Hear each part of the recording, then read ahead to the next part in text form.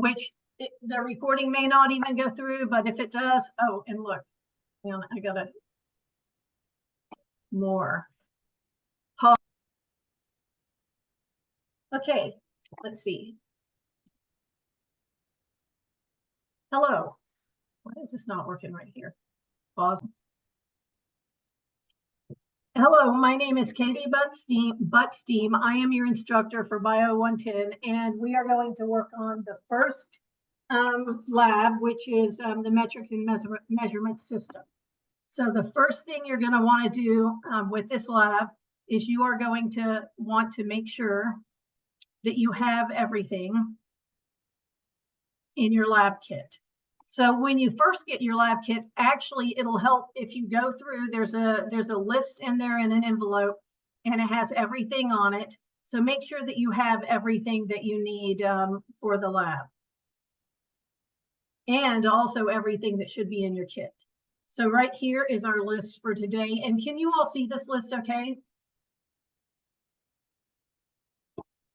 Okay. There, you need a plastic graduated transfer pipette, and actually instead of sharing, then I'm just going to look at my list and you can look at your list, and I'll go down there and I'll switch this to this camera. Okay, so you need a plastic graduated transfer pipette, and they are these right here. I didn't know which size I wanted to use, so I just got one of each. You need a 10 milliliter graduated cylinder and a 50 milliliter graduated cylinder. So here is my 10 milliliter, and there's a 50. If you have a 100 milliliter graduated cylinder, that's okay too. Food color is optional, and there was a bag of food coloring, and it had 3 bottles of food coloring, a yellow, a red, and a blue. And then there's also a little bottle of methylene blue in here. So make sure that you use methylene blue when it asks for methylene blue, and blue food coloring when you're asked for blue food coloring, because they will work differently. So you need a clear cup or container marked 1A, and that is 1A. It has 1A and it has a line next to it. So you'll fill it to that volume. As far as the containers labeled 2B and 3C, you can just use any other container and it doesn't even have to be labeled. So you have more cups that you can just use. Then you have an electronic balance or scale.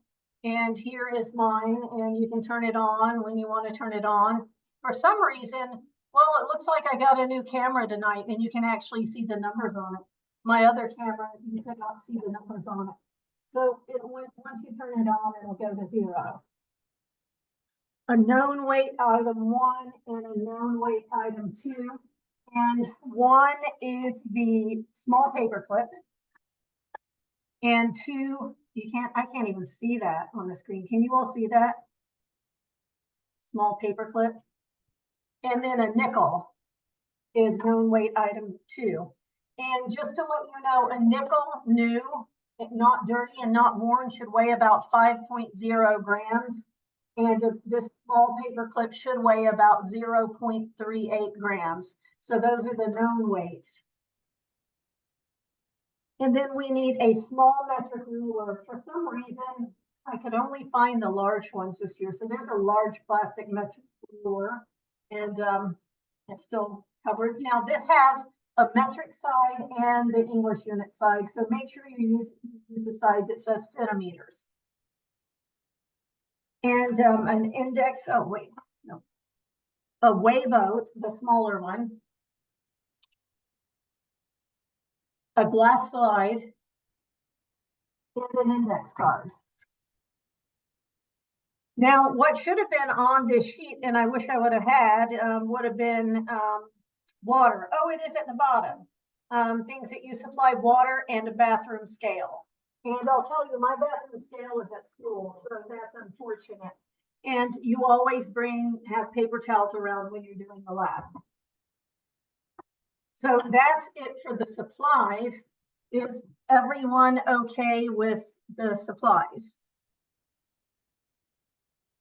And you can do your thumbs up sign or anything like that if you're concerned, or if you want to, for if you don't want to unmute and remute and unmute, that's up to you all.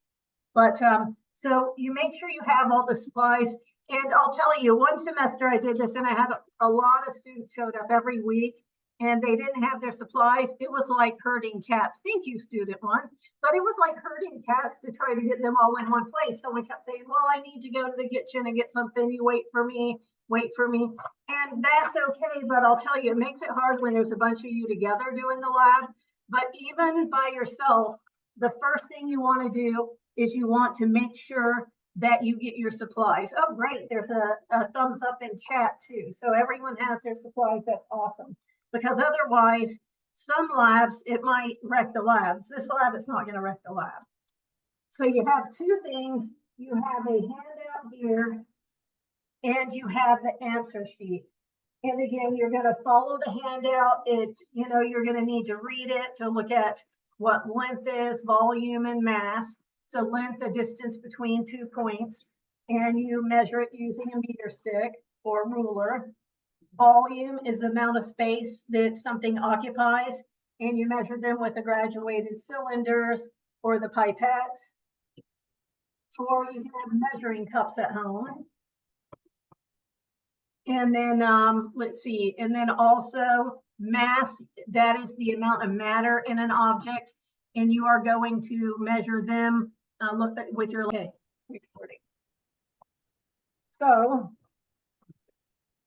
So I'm going to look at that handout, and actually the blank is a system of measurements based on units of 10. I'm going to pull up the handout, although I hate to give everyone the answers. What do you all think? Should I go through the handout or just do the actual lab part?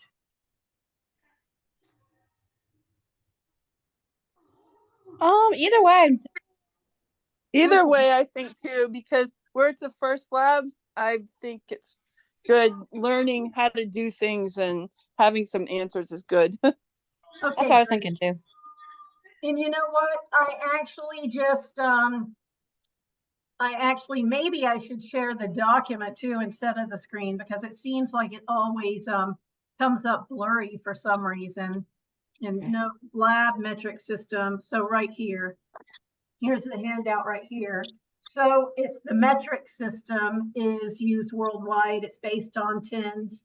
And this is by scientists in healthcare. And it's kind of funny, healthcare professionals, it's kind of funny to me, or odd, that it's always used in science. Well, almost always. I have a lab or two that it's not, but it's almost always.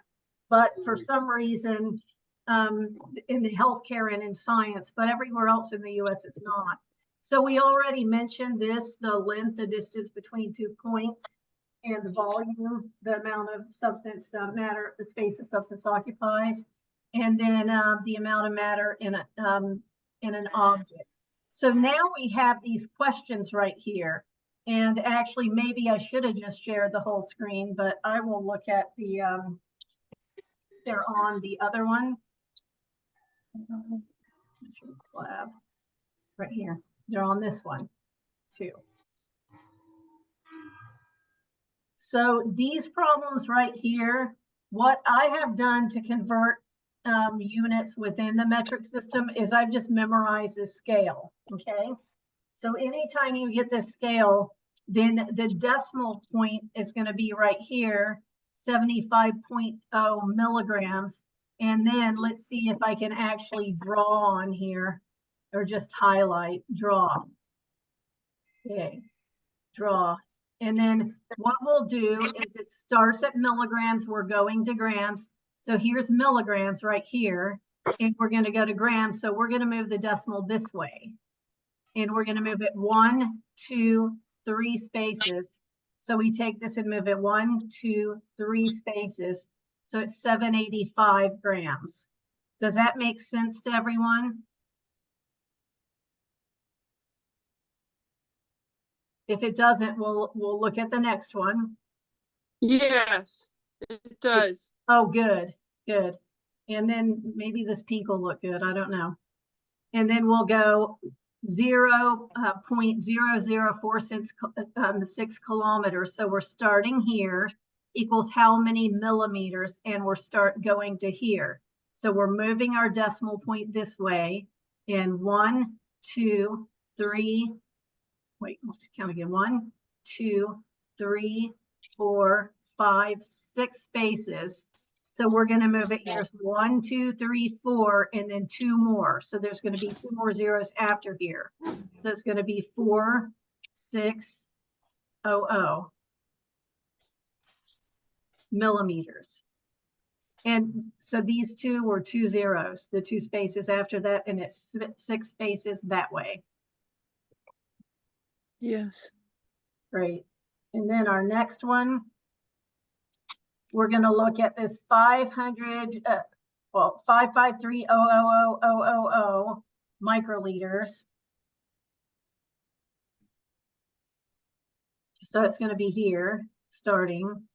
Actually, I don't like that green, but does it really matter? I don't know. No, it doesn't really.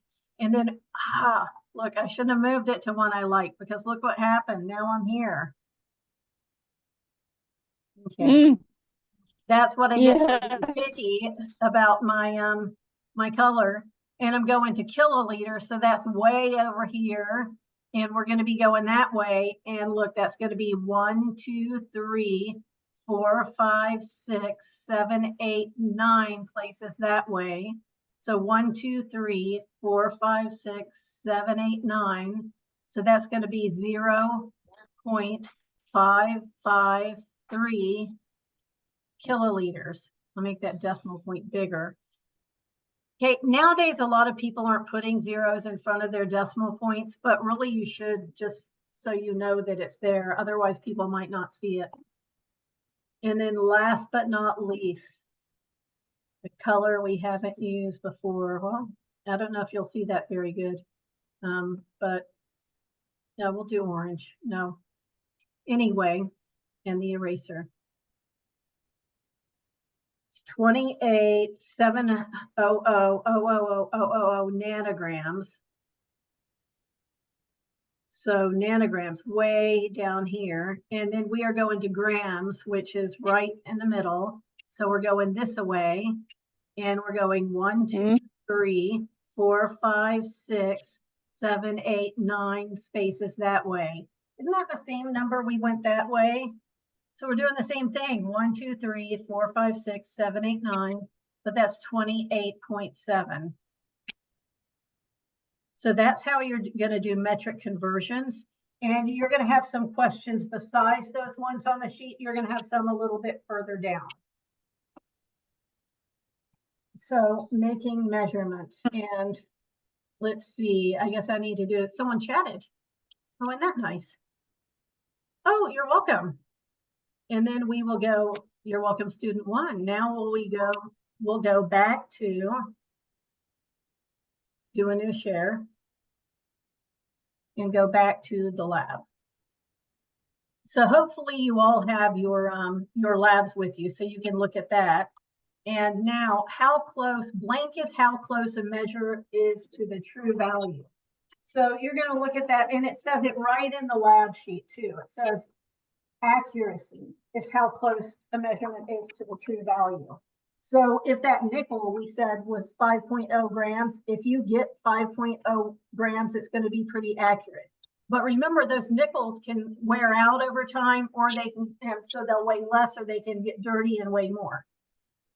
Which piece of laboratory equipment would be appropriate to measure a, oh, hang on, I got to change this one. Just a second.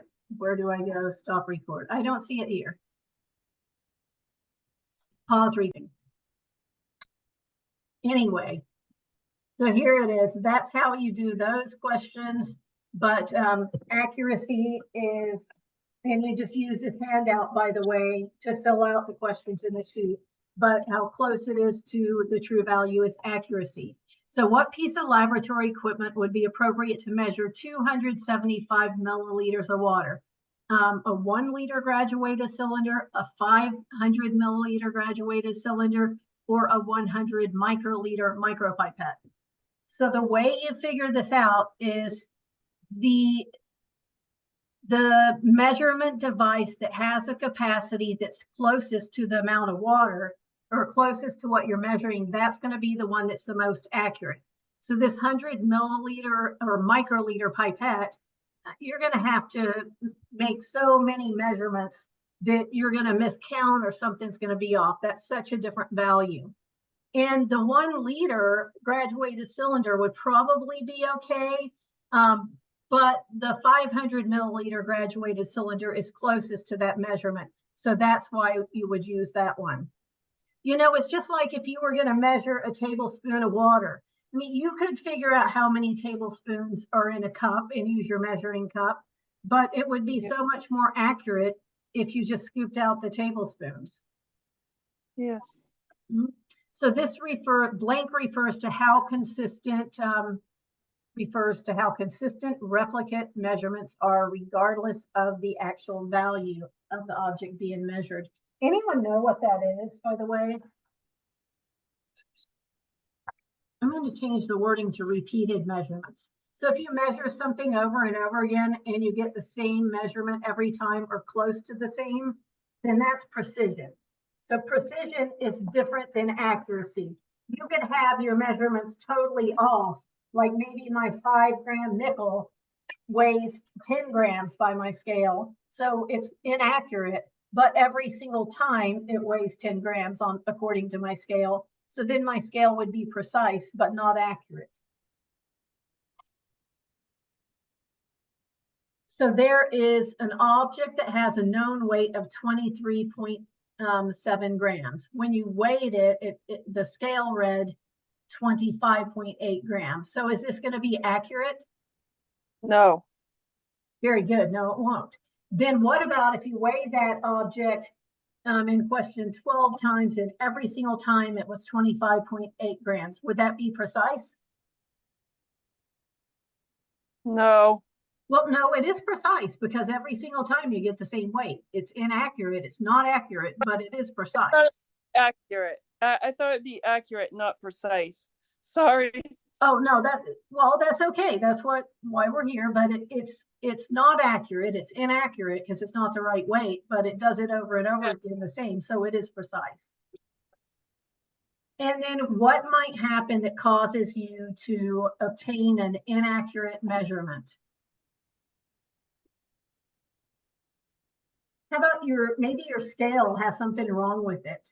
Maybe you forgot to subtract the amount from your weigh boat or weighing container. So people could put lots of different measurements lots of different answers here that would be correct. Someone could bump their scale or maybe bump the table, something like that. So measuring volume. Name 2 pieces of equipment used to measure volume. And we already talked about them, but can anyone name some? Would it be that graduated cylinder? Yep, graduated cylinders and transfer pipettes. So there's transfer pipettes and micro pipettes. Micro pipettes measure in like microliters, really, really small. This is just a transfer pipette. So it measures in milliliters and portions of milliliters. Even if you said measuring cup, that would be fine. That would be a correct answer. So to read the volume of liquid on a graduated cylinder, place the graduated cylinder on the surface, view the height of the liquid at eye level, and read the volume at the bottom of and it's going to be a meniscus. And I want to show a picture of that. Oh, it must be this sheet, maybe. Yeah. Oh.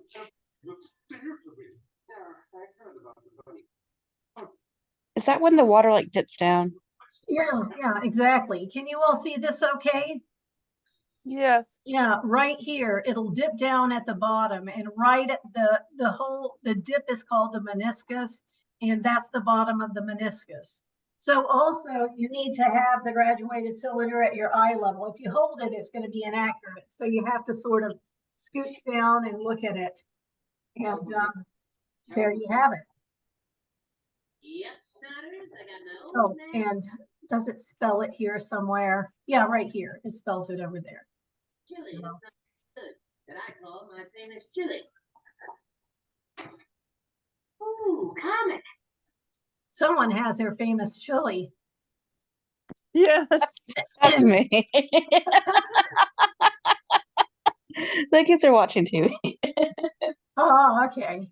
Anyway, so at the bottom of the meniscus, blank are very long glass or plastic tubes with tapered ends. The volume is measured in increments along a graduated pipette. You know what? This gives you the answer right here, pipettes. Pipettes are very long, narrow glass or plastic tubes. So a lot of times you'll get a big long pipette and you'll have a bulb will hook onto it.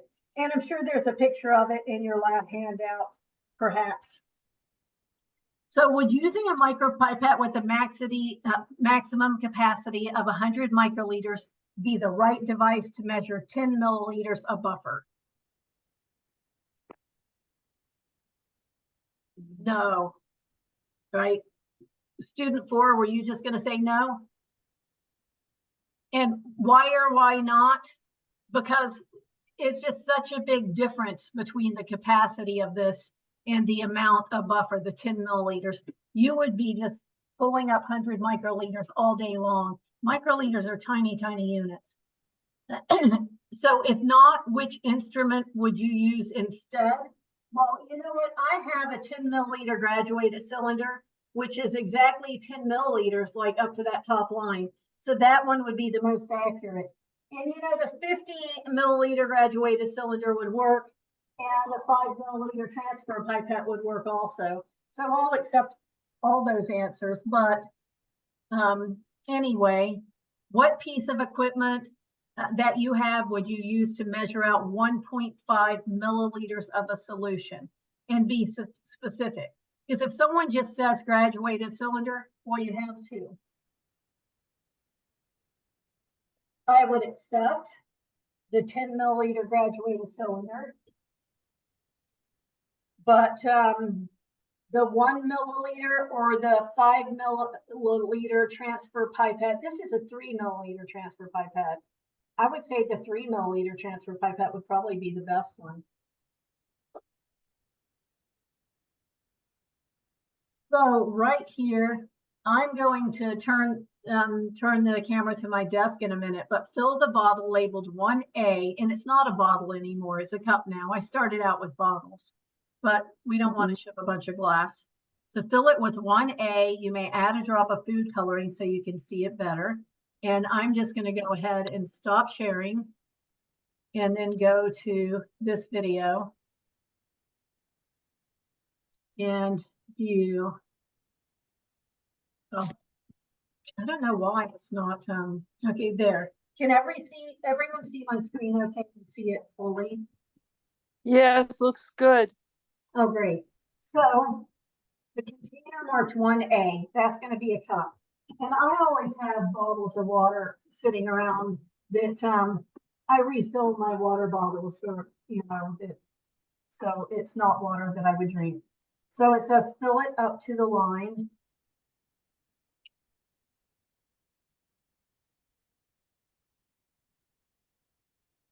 You don't need food coloring at all for this lab. And for a few labs, you need it. But for a couple of labs, you could just have it if you want it. And by the way, you could make green or orange easy with the 3 colors you have. Oh no, open bubble. My husband must have closed this one because it's not opening. Well, I'll try the red. Oh, yeah, the red's open. That's very strange because these little things broke. Oh, I know why. He didn't, it's not that. Oh my goodness. He just pulled the top off and put it in. So he didn't even, it wasn't that he did that. That's gonna probably put way too much, but we'll see. There. I really prefer blue for these, but there you go. They have never been open. And this is why we have paper towels. So there's my water. and it's filled up to the line 1A. Let's see.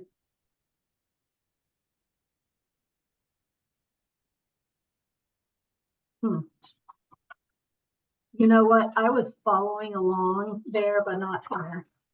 So on the screen, but not on my hard copy. You may add a drop of food coloring so you can see the solution better. Find a measuring device to find the volume of the solution. And you know what? If you have a 100 ml, then you can use that device to measure the whole thing. And who knows? I'm kind of clumsy. I might need the funnel, but I'm just going to pour this here up to 50.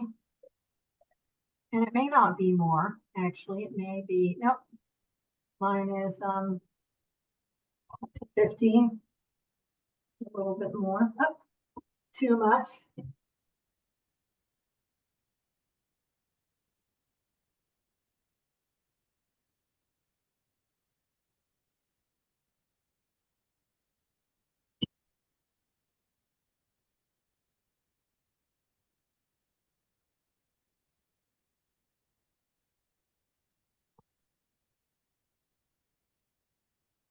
Okay, 50, 60, 70, 75, 76.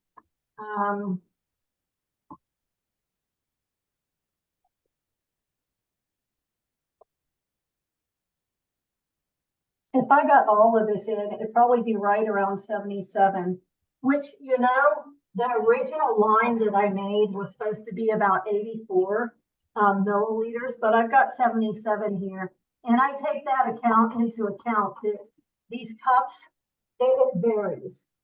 You know, so I'm going to put 77 milliliters for mine and make sure to show the units.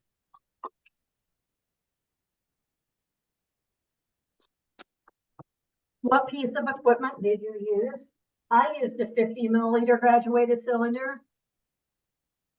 I chose it because it looked like it was the closest. It was the biggest one I had. So it was the closest volume capacity to the amount of liquid I had.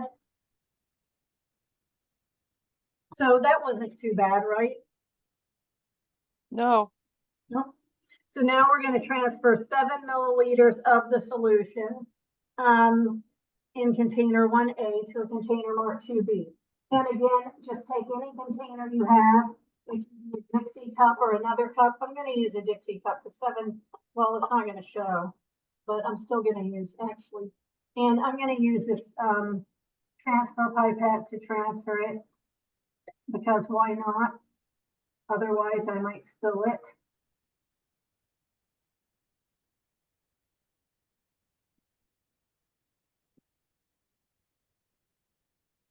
So to measure it, I'm actually using the 10 milliliter graduated cylinder.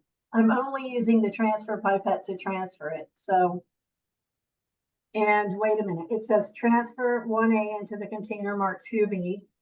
And actually, I'm going to use this instead because I remember now. And then it says repeat this process 5 times. So a lot of people, when they repeat it, they'll only repeat it 4 times and it's 5 times total.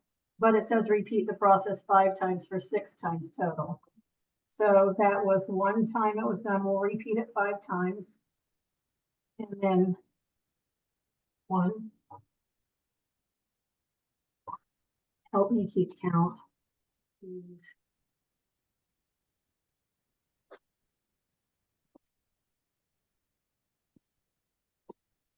2.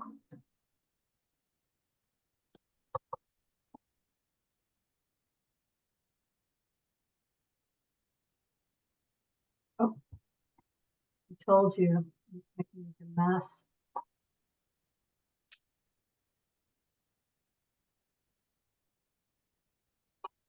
Then I had to put it down straight on the table. 3.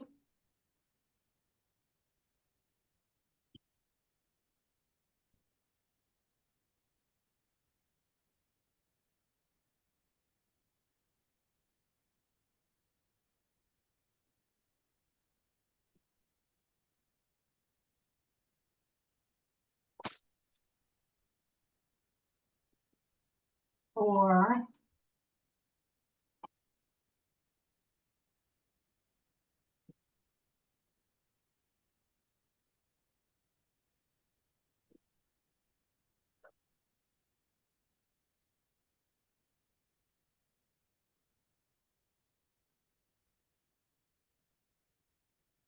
five. So that hopefully was 6 times total.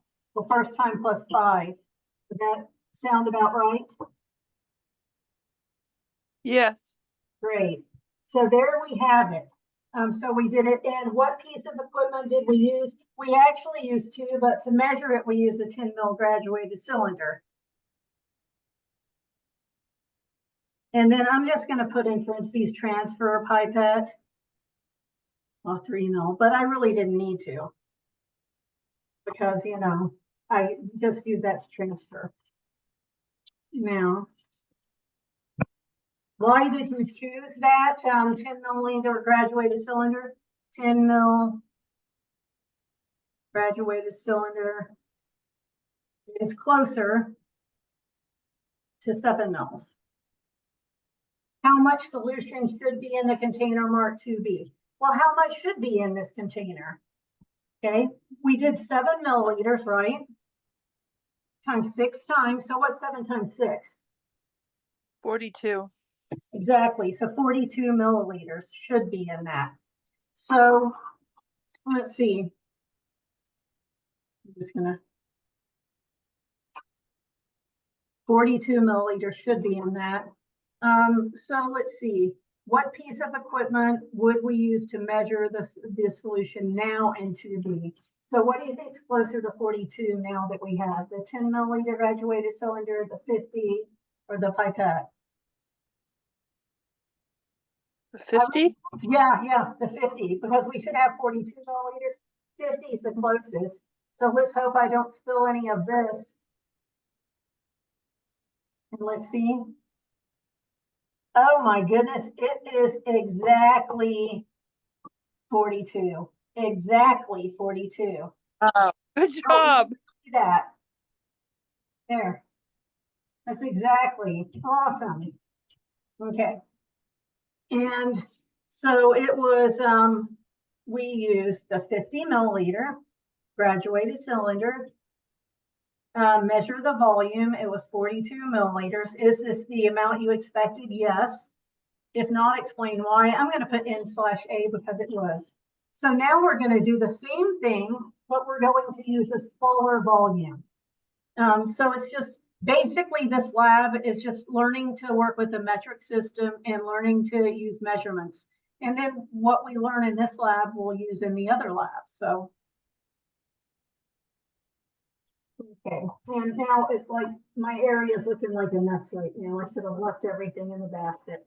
But let's see.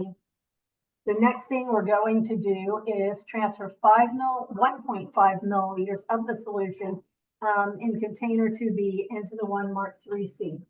And the large transfer pipette, here it is 3 milliliters. And you can barely see the units, 1, 2, 3. And what I think I'm going to do is take my Sharpie and mark the 1.5 on it. If I can see, there's the 2, there's the 1.5 right here. So that way I know how much to fill it, because it's really hard to see that. Transfer 1.5 into a container marked something C. So if you think about it, then it's going to ask you to do it 2 more transfers. So what is going to be 1.5 with a total of 6 transfers times 6?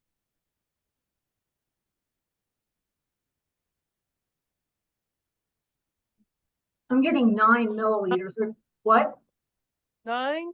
Yes, it should be 9 milliliters, right? So that's how much should be. That's number 4, should be 9 milliliters. So I think I'm going to use my container. I'm going to use this graduated cylinder for my container 3C. And I'm just going to go, because why not? We're going to do this one time. And I don't know if you saw, it got to that little line. And then, oh, there's a bubble in it. So you don't want that. So it got to the little line, and then once it gets to the line, you can let go, and you might get some air in the bottom. And then repeat 5 times. So we did it once, and then like here's to the line, but it went up a little, but that's okay. At least it was. That's 2, right? But 1, 2 of our repeats. 3.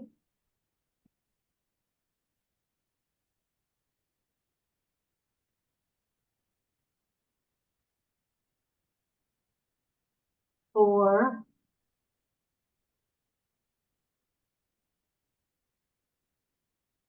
5. Oh, well, that doesn't look right. I'm going to redo it because I expected 9 and something's wrong. Hmm. Yeah. 1. Oh, that's the first one. And then repeat. 1. 1. 2.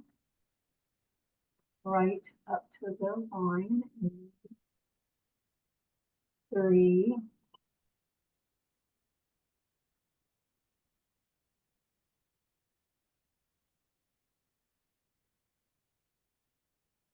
4.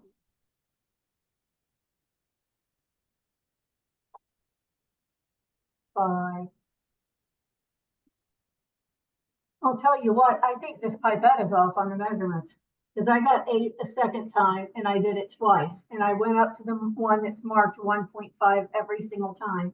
So Wow. what you would do if that happened to you is you would say, measure the container. Let's see, what piece of equipment did I use? I used the 3 milliliter transfer pipette. By the way, I think you all have 5 milliliter transfer pipettes that are better than that one. And then we measured the solution and we got 8 milliliters. What piece of equipment did we use to measure it? We used the 10 mil graduated cylinder. Was it what we expected? No. We poured it back and repeated it already. And so it wasn't the expected, and it doesn't ask why, but I'm going to make a note of it. And I'm going to ask you, what do you all think the problem was?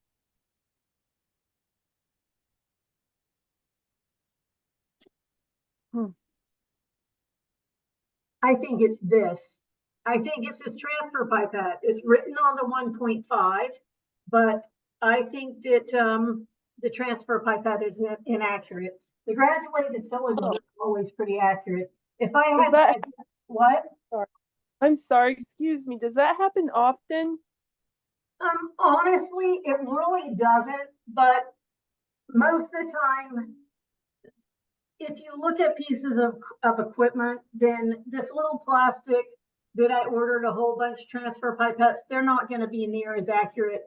If I were doing this like at the Jackson lab, I would use one of the glass pipettes that was maybe a 10 milliliter that you roll up with a bulb. I wouldn't use something like this. I'd mainly use them for transferring. But Thank you. oh, you're welcome. I'm glad that that happened though, because I want people to know that it's okay if you don't get what you expected to get. I mean, even though you would just go get a better piece of equipment in a real life laboratory setting, you wouldn't use this anymore to measure anything that was important. But if something happens on a lab that you do that's not what you expect to happen, then still write down the truth of what happened and then write down why you think it happened. And for me, the graduated cylinders are straight and they're usually calibrated like they're usually correct.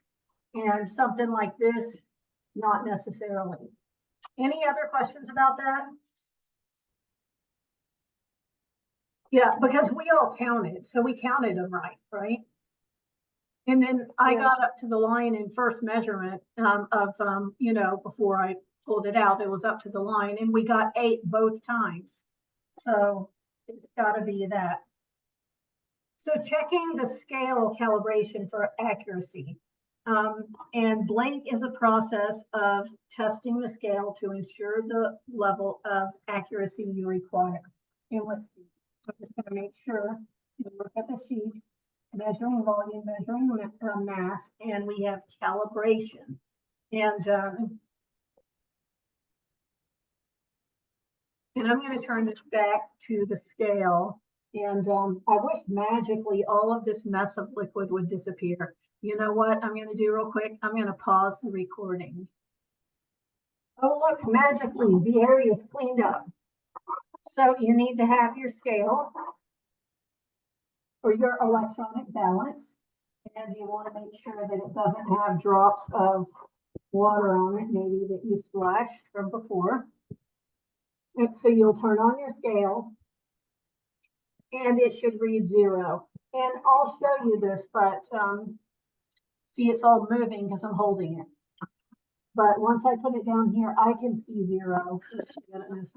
No one has ever been able to see it. Oh, you can see the 0. Great. I just got this brand new camera. I just started using it today. So great. We can see the 0. Anyway, so it reads 0 and then place A1, item A1 on the scale. I wish I'd just call it 1 or A, but there it is. No, wait, is that the 1? Well, we're going to go 0.38. 0.38. That's awesome because that was the exact expected. I told you, wasn't it? They usually weigh 0.38, and that's grams. So make sure you write down your units. I need writing. But usually they're either around 0.37, 0.38, and 0.39. So is this scale accurate? Yes, because we got the expected amount. So weigh the known item A2 on the scale. Anyone remember how much A2 is supposed to weigh? Or the mass of A2? It's a nickel. 5.0 grams. Because it's a nickel. Mine weighs 5.05 grams. 5.05 grams. Now, this is a little bit more than expected, but if I look at my nickel, it looks like it's got a little bit of dirt on it or something, maybe hand oil. It's not brand new. So you could expect it to either weigh a little more or a little less. So I'm going to say, was it expected more or less? I'm going to say yes. And I usually see them between 5.0 grams and 5.06 grams, actually. So is the scale accurate? Yes. If you know the known weight of these items, why are you weighing them already? I mean, you know what they weigh, so why are you weighing them right now? To check your scale, right? So just to basically check and make sure your scale is okay. And some of the scales, I hope they all do this time, but some of them come with these little weights, like a weight, and this says 100 grams. So you can actually check, this is way heavier than those. And my scale is 100.02 grams, is what it says. And I can, but it's still reading 0. 100.04 grams. 100.02 grams. So here we have that. So our original scales did not have that. So tearing the scale. Turn on the scale. It's on, it's reading 0. Place the weigh boat. This is a small weigh boat is all you need for this one. So place the weigh boat. I'm going to go back to the other camera. Place the weigh boat on the scale. Okay, so now it says 2.25. Let's see. Wait, I'm sorry, I skipped some. I went all the way to C. Ignore that. We're going back to B. We're checking the scale for precision. We already checked it for accuracy. Now we go precision. So we're going to take the weight of known weight item 5 times. So it reads 0, 1. That's after we get closer to me. 0.38. Take it off, make sure it reads 0 again. 0.38. Take it off, make sure it zeros again. 0.38. take it off, weigh it again, 0.36. Take it off, make sure it's zeroed, 0.37. So you can look at this and you can say, well, it has two measurements that are not 0.38. So that was 0.38. And so is that one. But the measurements are so close to 0.38 that I'm still going to call it precise. So I'm going to say yes, because the measurements are all very close. Now, if it was 0.48, I would say no. Even if it was 0.31, I would say no. But between 0.36 and 0.38, they're all pretty close. Measurements are all very close. What might cause unprecise measurements? Well, we'll tell you at one point I knocked the table and it moved the measurement around, or I bumped it a little bit. That's not changing. That's 0.38. That's funny. But something like that could cause it. Maybe your scale needs some calibration. Maybe there's something wrong with your scale. So the next one's a no. Zeroed out. See, right now it's read 5.05. Then I moved and it said 5.04. But then I moved back and it's 5.05. So 5.05. 5.05.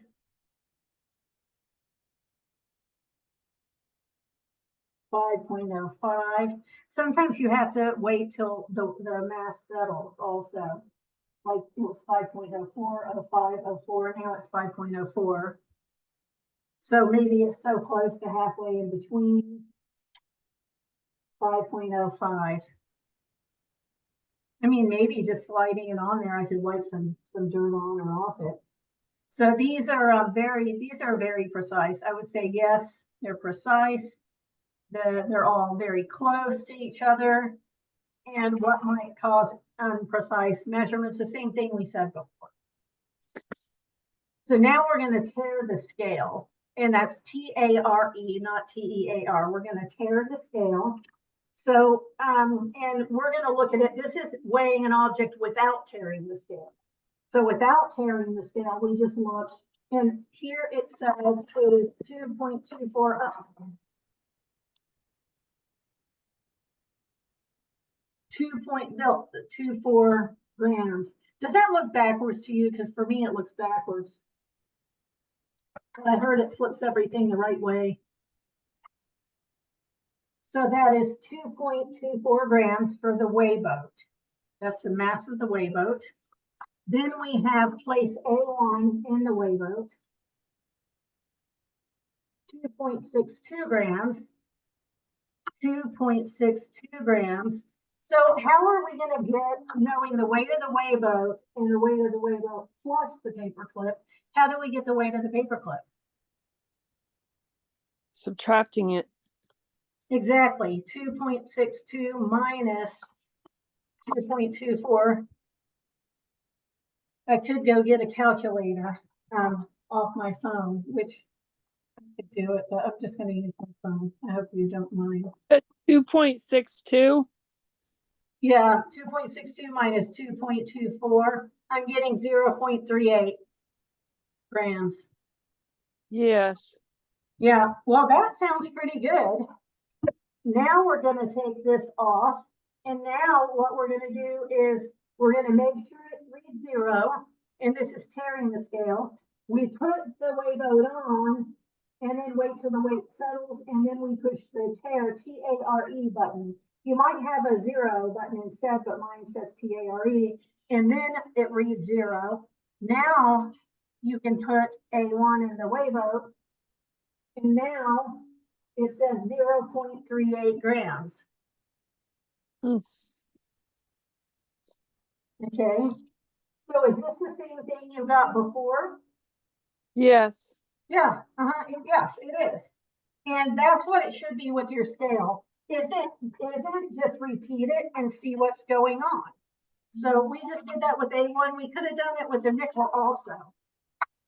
So for this next one, I left my bathroom scale at school because I was using it for something there. But any questions on that little last section we did? No, thank you. That was so helpful. Oh, Just to see it. I'm glad to hear it's helpful. I appreciate that.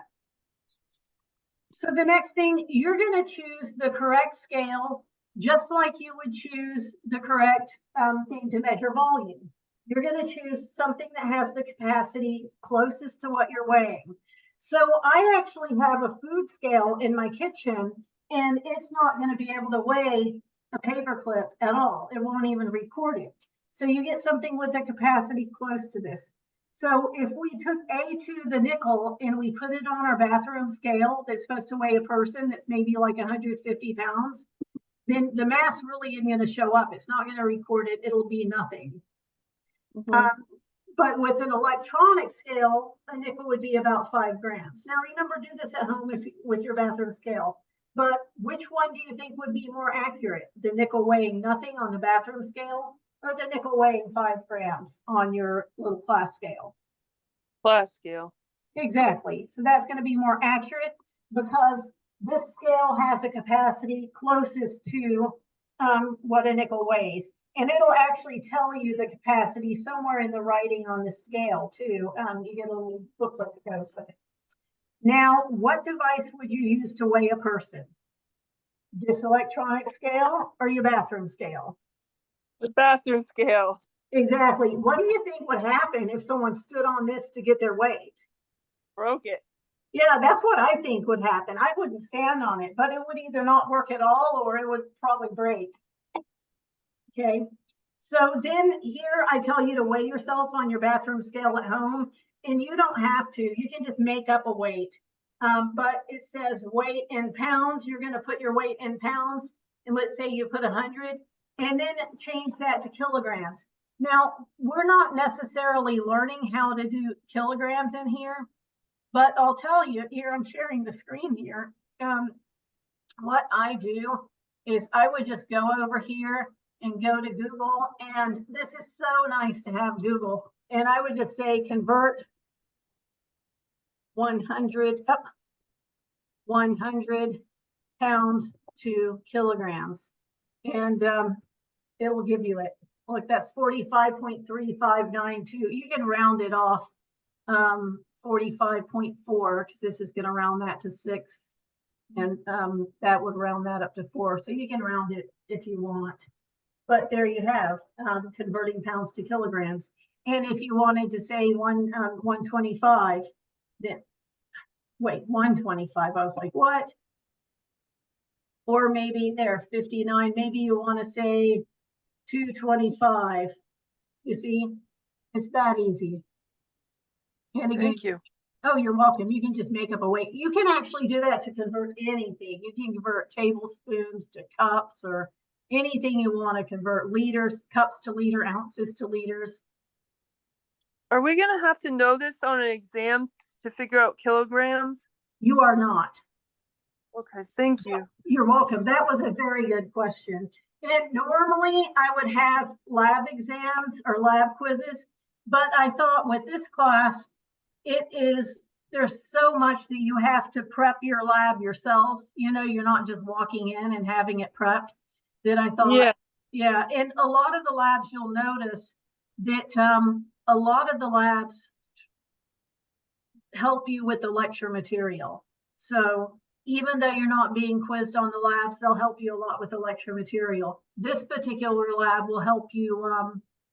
What will it help you do? It'll help you in all the other labs because you have to use the equipment for all the other labs. So the next, oh, you're welcome. Any other questions before we go on to Lent? Because these questions are great. They're questions everyone will probably have. So I'm going to stop share and use this other video. Oh, I didn't miraculously clean the area up, but it's not that much to clean.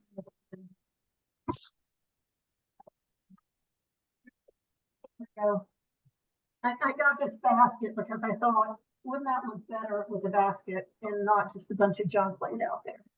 So we need, oh, but what I don't have, the ruler. And I don't know how much you're going to be able to see this, but using a small ruler, which this is just not a small ruler, but using the ruler in your kit, measure the length of an index card, and that's the long area of it. And make sure that you're not using this side, you're using this side, the little units that say centimeter. And I have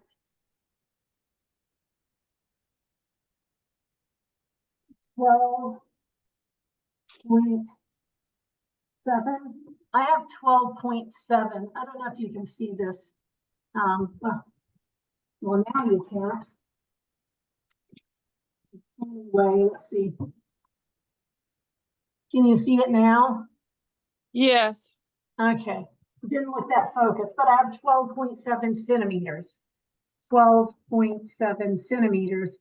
And you know what? I'm going to go ahead and then I'm going to measure the width of it. And then I'm going to convert it later because I can go to that little thing we had.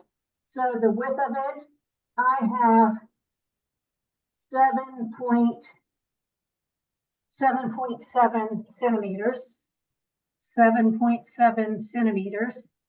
And you know what? I might as well take my glass slide too and do that with a slide. How many centimeters in length?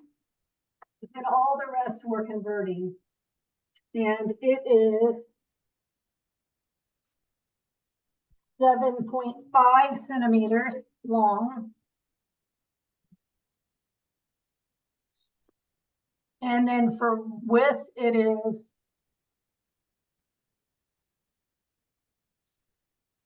2.4 centimeters.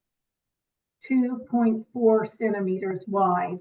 So you can go to share screen, and then I believe it's this one. Oh, I didn't share screen. Can you all see the document okay? Yes.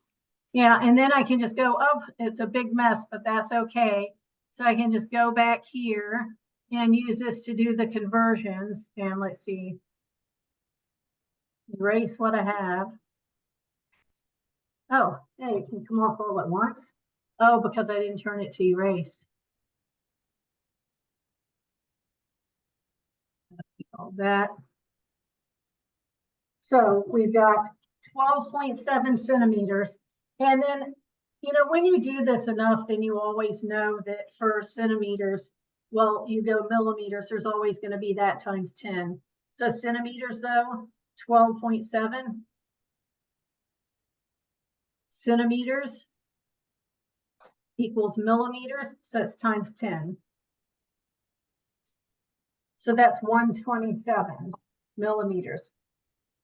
And then if we looked at the width, that was 7.7 centimeters. So that's going to be 77 millimeters. Make sure you wrote the units, even though it asked you. So I guess you don't have to. But then, and then on the other one, it gave you centimeters, and they're asking 7.5 for the length of the slide. So 7.5 centimeters would be 75 millimeters. And then 2.4 centimeters would be 24 millimeters. Now we have to go and do the other units. What is it asking for? The meters. So we had 12.7 centimeters. Oh, I was looking for my pen to write this. This is okay, I guess that was okay. Now we'll do purple. 12.7. You know, I have a drawing pad I should learn how to use because this mouse is not easy. Centimeters. And then we're at centimeters, and then we want to go to meters. So that's going to be 1, 2. Because this is meter, liter, gram. So 1, 2. So I'm going to say 0.127, 0.127. And then just to do the other one, I wonder if I could have done a text box or something like that, but we're doing this. The other one was 7.7 centimeters, so centimeters, 7.7. And then we're going to go to meters, 1, 2. So 1, 2. So it's going to be your decimal points here. It's going to be 0.077. So 0.077, which means the glass slide length is going to be 0.075, and the slide width is going to be 0.024. And just double check that.